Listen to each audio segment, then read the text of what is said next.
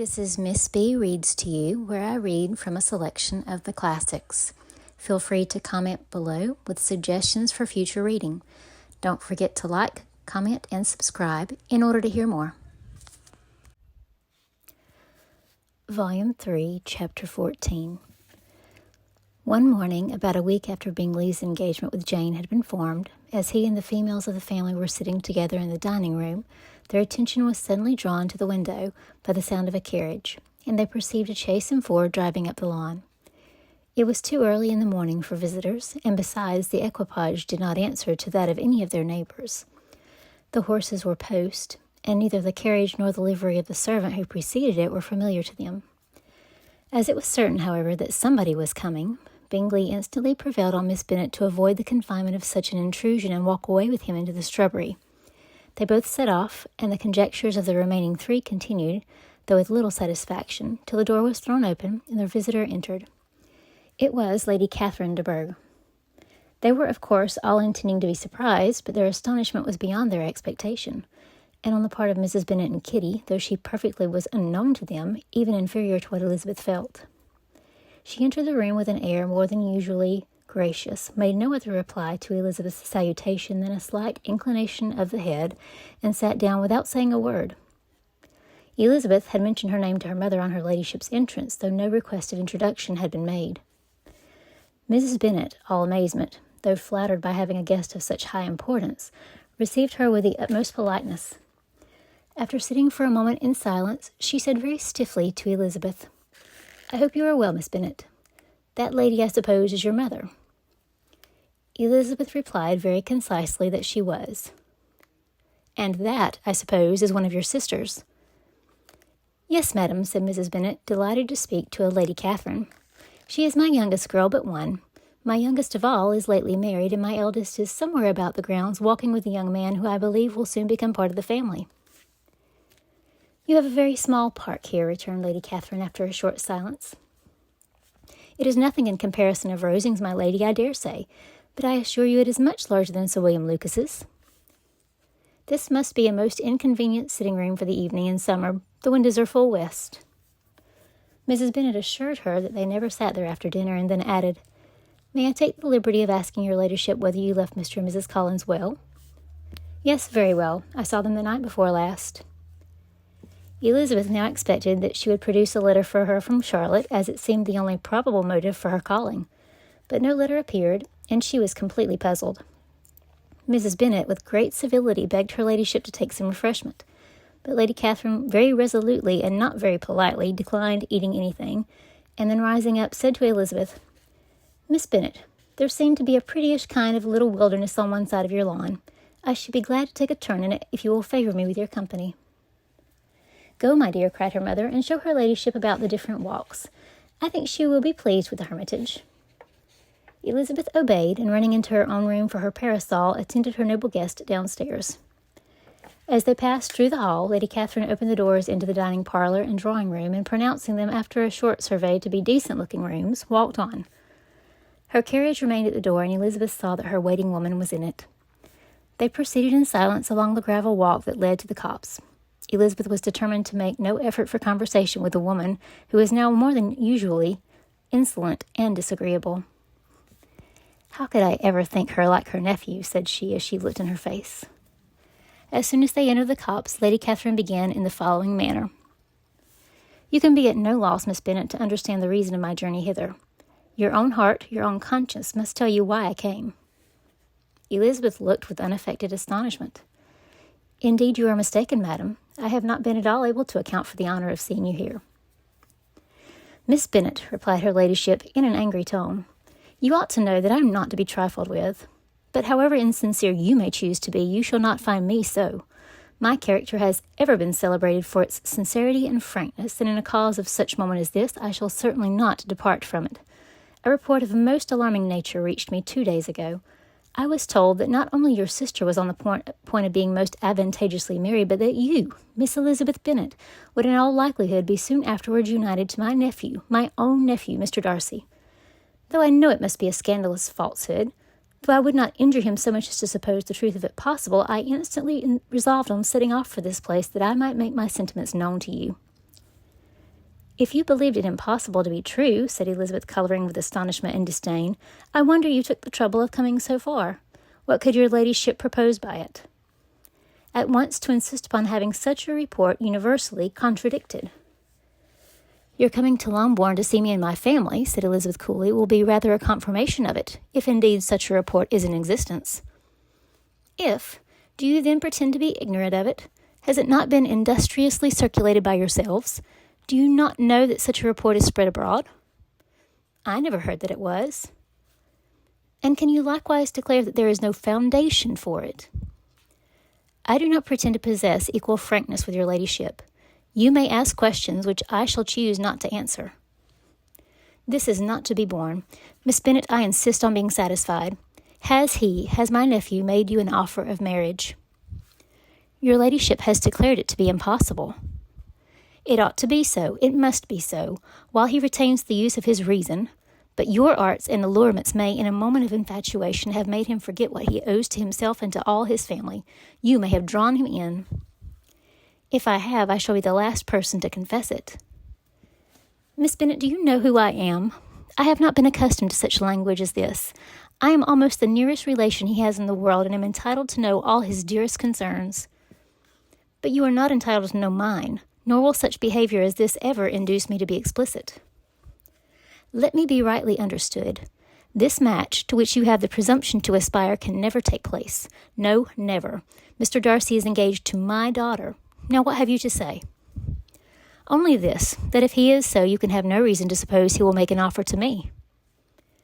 Lady Catherine hesitated for a moment, and then replied, "The engagement between them is of a peculiar kind. From their infancy they have been intended for each other. It was the favourite wish of his mother's as well as hers. While in their cradles we planned the union, and now at the moment when the wishes of both sisters would be accomplished in their marriage, to be prevented by a young woman of inferior birth, of no importance in the world, and wholly unallied to the family? Do you pay no regard to the wishes of his friends? To his tacit engagement with Miss de Bourgh? Are you lost to every feeling of propriety and delicacy? Have you not heard me say that from his earliest hours he was destined for his cousin?" "Yes, I had heard it before, but what is that to me? If there is no other objection to my marrying your nephew, I shall certainly not be kept from it by knowing that his mother and aunt wished him to marry Miss de Bourgh. You both did as much as you could in planning the marriage. Its completion depended on others. If Mr. Darcy is neither by honour nor inclination confined to his cousin, why is not he to make another choice? And if I am that choice, why may not I accept him?" "Because honour, decorum, prudence, nay, interest forbid it. Yes, Miss Bennet, interest, for do not expect to be noticed by his family or friends if you wilfully act against the inclinations of all. You will be censured, slighted, and despised by everyone connected with him. Your alliance will be a disgrace. Your name will never even be mentioned by any of us." "These are heavy misfortunes," replied Elizabeth, "but the wife of Mr. Darcy must have such extraordinary source of happiness necessarily attached to her situation, that she could upon the whole have no cause to repine." "Obstinate, headstrong girl! I am ashamed of you. Is this your gratitude for my attention to you last spring? Is nothing due to me on that score?" "Let us sit down. You are to understand, Miss Bennet, that I came here with a determined resolution of carrying my purpose, nor will I be dissuaded from it. I have not been used to submit to any person's whims. I have not been in the habit of brooking disappointment." "That will make your ladyship's situation at present more pitiable, but it will have no effect on me." "I will not be interrupted. Hear me in silence. My daughter and nephew are formed for each other. They are descended on the maternal side from the same noble line, and on the father's from respectable, honourable, and ancient, though untitled families. Their fortune on both sides is splendid. They are destined for each other by the voice of every member of their respective houses. And what is to divide them? The upstart pretensions of a young woman without family, connections, or fortunes. Is this to be endured? But it must not, shall not be. If you were sensible of your own good, you would not wish to quit the sphere in which you have been brought up." "In marrying your nephew, I should not consider myself as quitting that sphere. He is a gentleman. I am a gentleman's daughter. So far we are equal." "True, you are a gentleman's daughter, but who was your mother? Who are your uncles and aunts? Do not imagine me ignorant of their condition." "Whatever my connections may be," said Elizabeth, "if your nephew does not object to them, they can be nothing to you. Tell me once for all, are you engaged to him?" Though Elizabeth would not, for the mere purpose of obliging Lady Catherine, have answered this question, she could not but say, after a moment's deliberation, "I am not." Lady Catherine seemed pleased. And will you promise me never to enter into such an engagement?" "I will make no promise of the kind." "Miss Bennet, I am shocked and astonished. I expected to find a more reasonable young woman. But do not deceive yourself into a belief that I will ever recede. I shall not go away till you have given me the assurance I require." "And I certainly never shall give it. I am not to be intimidated into anything so wholly unreasonable.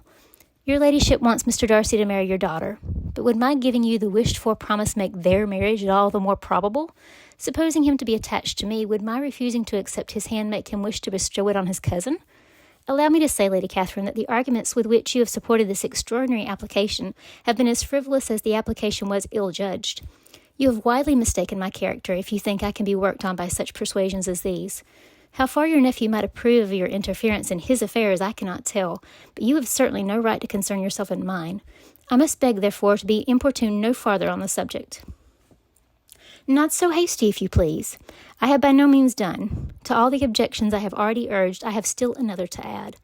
I am no stranger to the particulars of your youngest sister's infamous elopement. I know it all, that the young man's marrying her was a patched-up business at the expense of your father and uncles.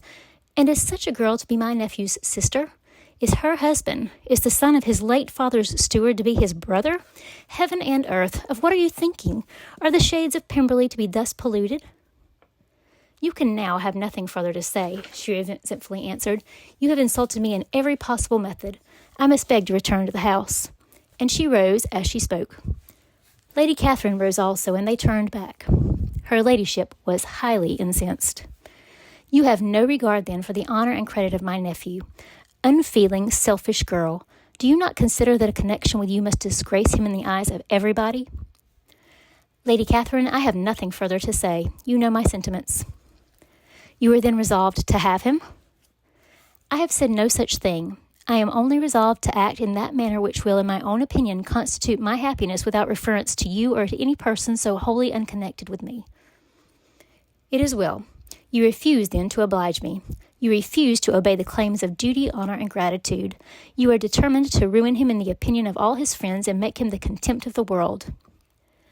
"Neither duty, nor honour, nor gratitude," replied Elizabeth, "have any possible claim on me in this present instance.